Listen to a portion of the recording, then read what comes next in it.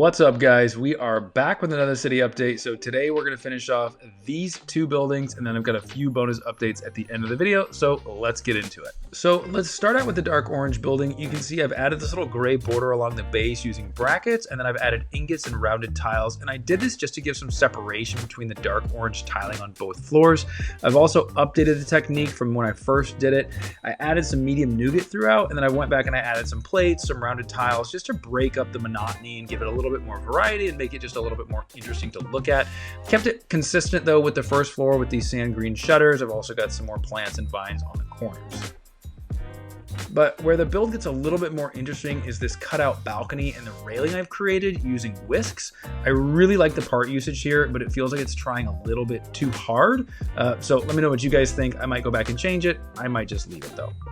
You can see on this little cutout balcony too, I opted for a light blue awning just to change it up. I might go back to white just to keep it consistent, but I want to do something a little bit different. So you can see though the walls are pretty much the same technique throughout. If you missed it, I do have a tutorial out on YouTube for this technique, and it's a really fun one, and it's actually pretty simple. So now let's move on to the roof. You can see it has the same light gray border for consistency purposes, and then I've got the antenna bases. I'm using these for a technique that I'm really excited about, I've wanted to use for a while, and it was inspired actually by one of my favorite rooftop bars in Florence where they have these sort of free-floating glass panels.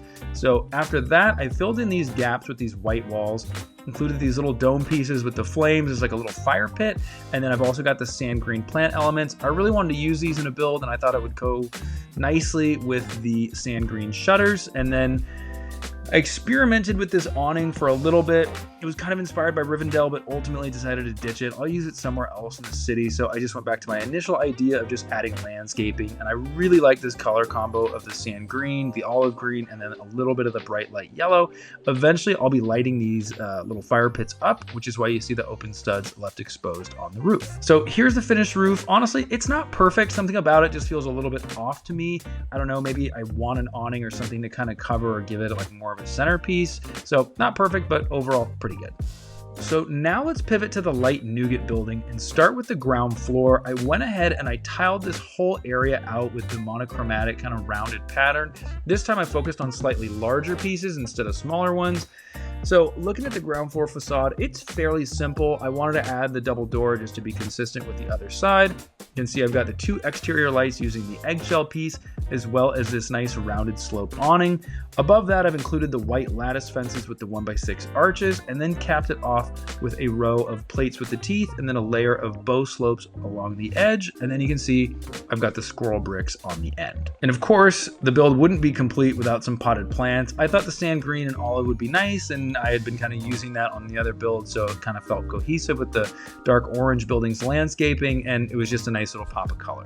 Now, because I had this awkward gap on this edge over here, I added a large bougainvillea section, but this time I did it a little bit different. I added dark green at the bottom, and then I also added that throughout, and I think it adds a lot of dimension and actually makes me want to go back and redo all the bougainvillea in my city, because I think this just looks a lot more realistic and just looks a little bit nicer. And then I added this small exterior light on the back. So that's the ground floor. Now let's look at the second floor. I had to get creative here with the facade because it's at an angle. So I built the base with these dark green shutters around the door using the ingots, just kind of like I have in the rest of the build. Also put in this nice little 1x4 window with the white lattice shutters. Again, you can kind of see the theme here with the white lattice.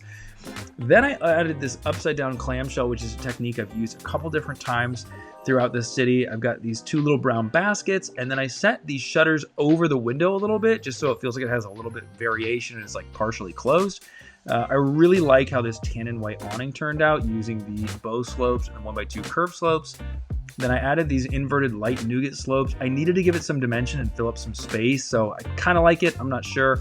And then I capped it off with the teeth plates and a row of bow slopes, again, just to keep it kind of consistent amongst the floors. And again, you can see I have this awkward gap because apparently I'm still figuring out how to work with angles, so my usual go-to technique is to add some more plants. So I clipped one onto the railing, and then I added these two on the building facade. There is this gap on the other side of the building I need to fix, but that's for another day. So now to my favorite section of this build, which is the top floor.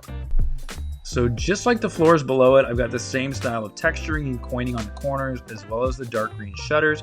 Where I really like this build though is this little balcony I've created. You can see the white whip pieces, as well as those modified slopes and the minifigure heads in medium nougat with the little flowers. We've also got this nice little arch and the double door, the lattice shutters. I think everything just turned out really nice and clean. And I actually like that this balcony, although it has the lattice shutters and it feels kind of in the same design as the building, it's at least a little bit different and kind of stands out.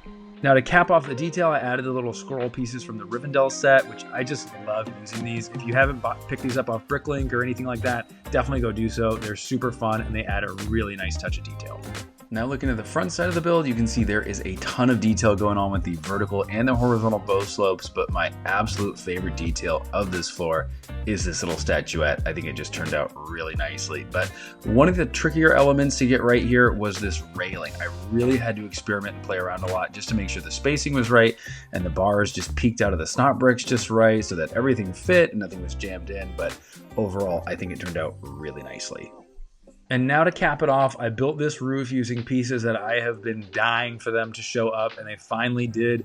The dark orange 1x1 bow slopes, they look absolutely awesome. I love this roof. I bought 500 of these, and I think the roof just looks great. All right, so before we take a closer look at the final product, here is the before shot, and now you can see the after. It's so nice to see these builds in final form. I have been working on these for much longer than I expected, but I'm really happy with how they've turned out. There's still a couple little things I need to tweak and go back and modify and kind of finish out, but overall I'm really happy with the dark orange building. Adding that medium nougat was a huge win. This light nougat building turned out really nicely. All the color, all the details, everything is really cohesive, and I think the way these two buildings kind of complement each other is just great. So like I mentioned earlier, we've got some bonus updates. So first up, you can see this was the old little white unit I had some of my sets displayed on. I've now moved this to a different part of the room, which you'll see in a moment, but in its place, I've now got this big, beautiful IKEA shelf. This is the Ivor shelf. My goal here is really just to display some of my favorite Star Wars sets. Eventually, I'll be lighting up the back of the shelves as well as all of the sets on the shelves, but that's a ways out. So then I rearranged my build space a little bit. I put the desk on the right-hand side. This gives me a little bit more storage underneath and on top, having all my Acro Mills drawers on the wall. Here's that white unit. It's going to be a little more display space, probably some part storage in the future. So it's just nice, still a little messy, but the real upgrade of the city was I finally lit up my hill section.